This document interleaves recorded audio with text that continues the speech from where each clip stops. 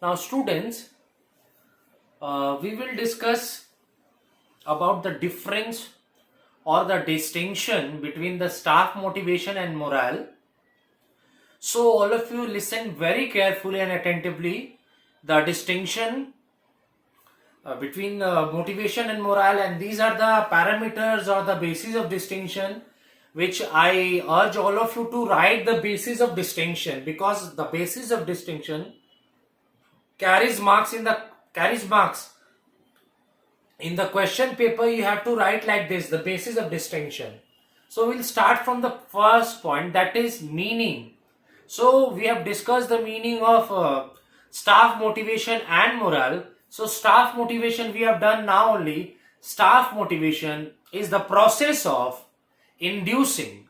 Staff motivation is the process of stimulating people to work harder, to put their efforts dedicatedly, honestly towards the achievement of certain common organizational goals. So it is the way of inducing people or employees through the help of rewards in the form of financial or non-financial. So you can look here, motivation or staff motivation is the process of inducing, inspiring or stimulating people, staff to work harder so as to achieve or attain the common organizational goals. Now moving on to the meaning of staff morale. So we have done this one, staff morale, in chapter 6. Staff morale is a psychological concept. So staff morale is the composite feeling of means all the combination of the feelings, attitudes, emotions, sentiments, etc. So staff morale is the composite or comprising of all the factors such as sentiments, feelings, emotions, attitudes, etc. So it is known as staff morale. So you can look here, morale is a composite which comprises of all feelings, attitude, emotions, sentiments, etc. Now moving on to the second point of distinction, that is nature. So this is staff motivation. Nature is individual willingness to work. If the individual is willing to work, then the individual will work. Nobody can force or coerce the individual. Nobody can pressurize. So nature of staff motivation is individual staff, means the staff have their own individuality. So individual or the respective person will decide whether they will work or not. So this is the individual willingness to work, and this is largely a group phenomenon, because staff morale is determined by a group, because a group consists of 20 to 30 members of employees. So it is basically a group phenomenon, not an individual willingness to work, but staff morale nature is that group phenomenon. It is largely a group phenomenon, not a individual one.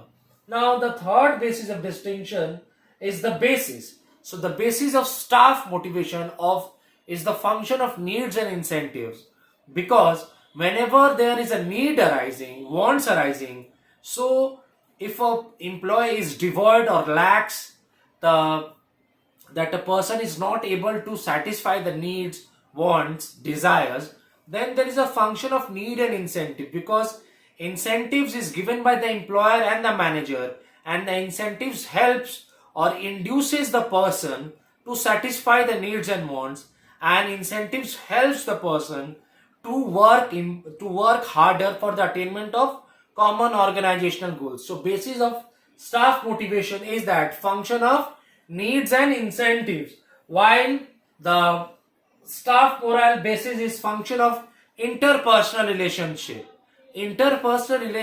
within the group, because each group comprises of 20 to 30 employees, and there is a function of interpersonal relationship, means how a employee is having the relationship and communication with all the group members.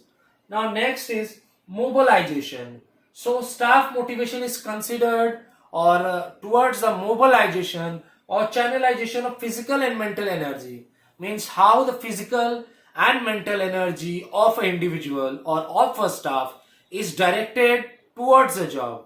So how the physical and mental energy is directed towards a job?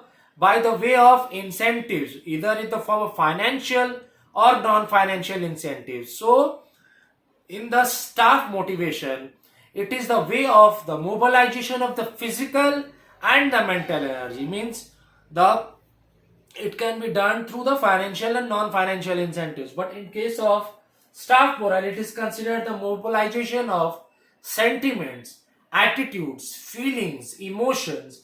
In this case, it is physical and mental energy towards the job, and in this case, is mobilization of sentiments, emotions, attitudes towards the total situation.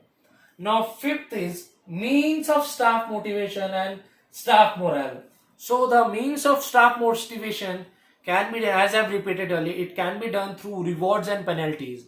Rewards means the financial incentives and non-financial incentives, and penalties means that there will be some sorts of some sorts of punishment given to the employees, those who do not those who do not accomplish or attain the stipulated work goals or the organization goals within stipulated time.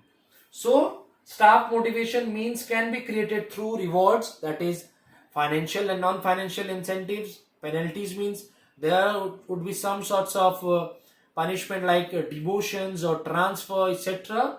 And morale can be created, staff morale means can be created through positive means only, through positive means. So this can be created through positive means. While the sixth is interrelationship, how there is an interrelationship between staff motivation and morale. So a highly motivated person will always be having a high morale. So under staff motivation, so a person with having high motivation is always having high morale.